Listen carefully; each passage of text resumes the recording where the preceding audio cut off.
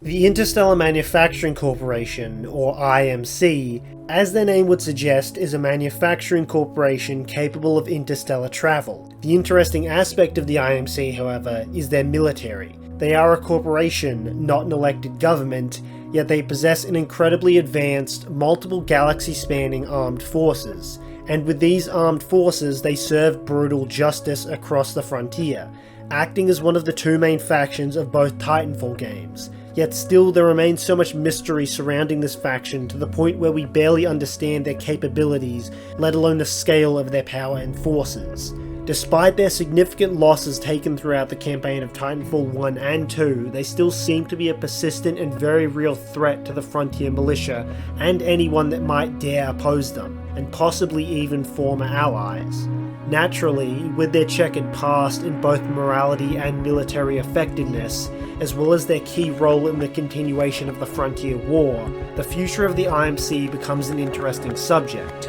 And to that you might say, doesn't that game talk about the end of the Frontier War? I don't care. Alternate dimensions or something. So to properly answer the question of the IMC's future, of course you need to go back. To give the abridged version, the IMC is a mega conglomerate founded on Earth but instrumental in the traversal from the core systems to the frontier. They are also likely the largest, if not only, Titan manufacturers in the core systems. The exact timeline isn't known, but most of this takes place over many years, if not decades. From the beginning, the IMC were the driving force behind the exploration and colonization of the frontier. However, the attention of the IMC shifted to the core systems when a number of conflicts broke out that the IMC were involved in. At least some of these conflicts would come to be known as the Titan Wars. Because of this, as well as a lack of interest in the program, support for the colonization of the frontier by the IMC fizzled out. After these conflicts concluded, however, and likely because of the resources expended in the Titan Wars, the IMC returned to the frontier to plunder its resources for the core systems. And at some point, whether during the initial colonization or the post-war return to the frontier, a GI Bill was set up for the IMC veterans, incentivizing them to settle down in the frontier. After years of the IMC's aggressive resource extraction to fuel the demand of the core systems at the expense of frontier citizens, many of the aforementioned IMC veterans would band together with the many bandits and pirates of the frontier, as well as ordinary citizens, to form the Frontier Militia. This brings us to the events of Titanfall 1, where the militia is engaged in open warfare with the IMC. Although vastly smaller in size, the militia wins a number of decisive victories against IMC forces, culminating in the destruction of the IMC base on Demeter, preventing reinforcements arriving from the core worlds for years, causing the IMC to not only lose much of their military already in the frontier to the conflict, but also from desertions to the militia, including the Frontier IMC commander himself, Vice Admiral Graves, leaving Spyglass, the ground forces commander and supercomputer, to assume command of the IMC's remaining fleet. The militia very quickly turns from a small rebellion against the IMC to a coordinated military fighting a war of attrition. 5 years later, the events of Titanfall 2 begin, with the militia launching an attack on Typhon, a planet under the control of the IMC's Archaeological Research Division, Ares, commanded by General Marder. The outcome of the battle is a militia victory, destroying the IMC's superweapon and by extension the entire planet. At least some IMC forces, including General Marder, did survive. Now that the necessary backstory is out of the way, we can get to the IMC as an organization. In terms of scale, the IMC is ridiculously large. They were essentially the main component of the original exploration and colonization of the frontier, and a corporation, mind you, that fought in multiple conflicts in the core systems. They're basically an intergalactic empire. I wouldn't be surprised if the IMC as a whole makes up the largest standing military across the entirety of known space, which shifts the focus of the conflict between the IMC and the militia. It's not just a matter of wiping out the opposing faction, it's a matter of time, and a matter of survival. The IMC reinforcements will eventually arrive in the frontier. It may take longer without Demeter, but it will happen. And from there, they will have the ability to build another jump point in the frontier. There is no way the Frontier Militia would be able to stand a chance against the IMC's full military power, especially given how the resource extraction from the frontier is very likely a necessity to fuel the core systems after years or possibly decades of war have ravaged them.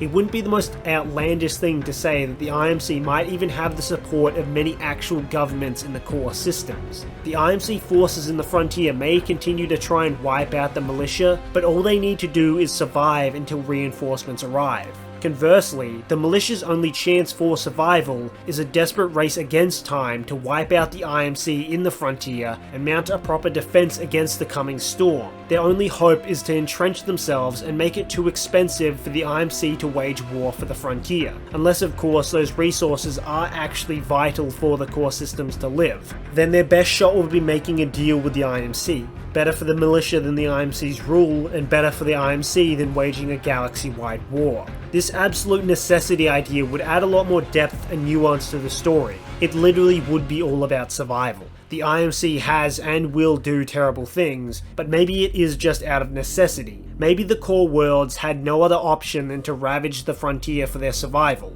But regardless, the IMC reinforcements will arrive at some point. So as I said, for the remaining force in the frontier, if they cannot wipe out the militia, it becomes a matter of holding out till backup arrives. Now let's get back to those forces in the frontier. It seems after Demeter that the IMC very much became split. As we see in Titanfall 2's multiplayer, a large amount of factionalism amongst the remaining IMC forces is present. Of course, there is the popular theory that the Titanfall 2 multiplayer is all just a simulation for pilot training, but the faction commanders contracting you are still very real. So it becomes quite odd when realizing that Ash, acting as liaison to Vincent Dynamics, and General Marder as commander of the Ares division, both fall under the umbrella of the IMC. It would be strange if the multiplayer is not a simulation, as these factions can fight each other. But as a simulation, it does make sense that friendly parties would engage in war games against each other. Though that still doesn't explain why they are separate parties both hiring mercenaries. All of the factions in the multiplayer are there because they are hiring mercenaries.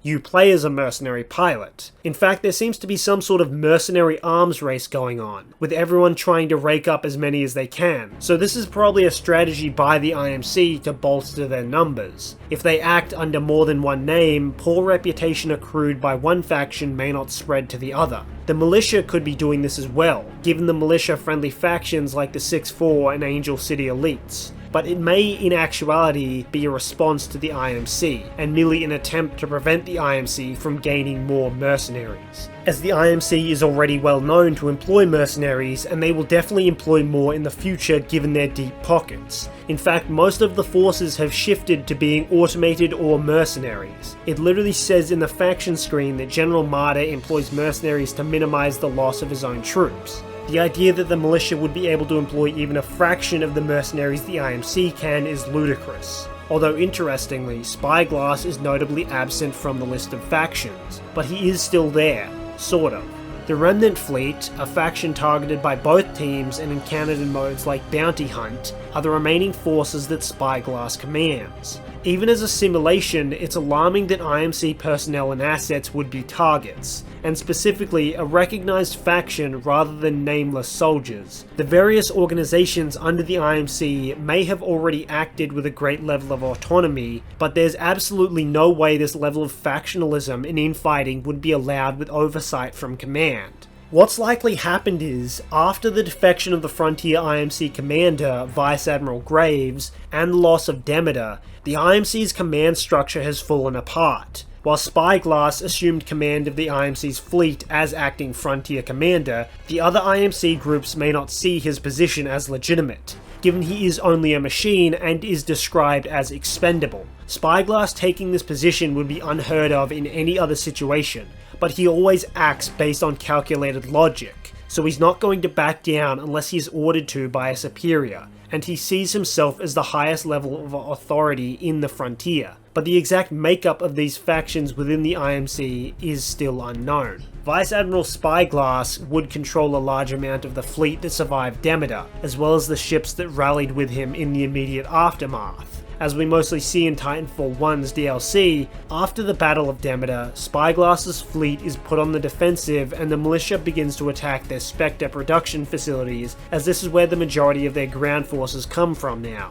But with the construction of a new base and the consolidation of forces, Spyglass went on the offensive once again, raiding smaller settlements to obtain the necessary resources to support Titan production and the recommissioning of abandoned facilities to, quote, rekindle their shattered industrial military complex. From this, it seems more like Spyglass merely controls a fleet of warships and a few planets with military or production facilities, while General Marder either controls or is part of a group that controls the rest of the IMC-aligned planets proper, with a still functioning supply chain. This wouldn't be hard to understand either. As stated previously, Spyglass likely doesn't have a large amount of humans in his remnant, compared to General Marder, but he's still pushing an offensive against the militia. I would point to Frontier Defense, which the remnant fleet is in, but I think most of that is just nonsense. Regardless, Spyglass is still on the offensive.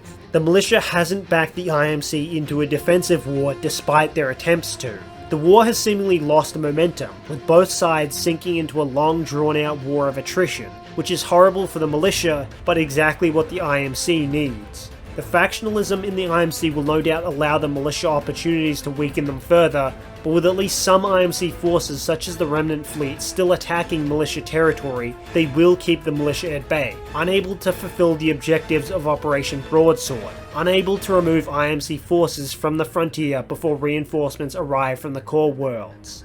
And there it is, the future of the IMC. While it may end up being costly, it will ultimately be a victory in the frontier for them, and sadly a defeat for the militia. The militia only gained so much momentum earlier in the war because they were such a small-scale guerrilla force, using hit-and-run tactics to avoid the full attack force of the IMC. But now they've grown fat off their success, sweeping up IMC defectors in droves to bolster their numbers and setting themselves up as a proper military force. But this hasn't been as effective as they likely assumed. It's only given the IMC a solid target, as seen with their intention to use the fold weapon on the militia home planet of Harmony, as well as the Remnant Fleet raids on the same planet. Spyglass is basically using the militia's strategy against them now. The militia is bogged down and out of time. Unless some major unforeseen event happens, the IMC reinforcements will arrive, build another gateway to the core worlds, and quite possibly unite the IMC forces, along with the legions of mercenaries they employ, in a push against the militia as contact to the core worlds is re-established. Either the IMC will take power once again and push the militia back into a guerrilla fighting force, or the IMC will at least gain enough military power to force the militia into a treaty favourable to the IMC and end the drawn-out war. But of course, this all relies on Titanfall 3 actually happening, and well, we'll see. We'll see.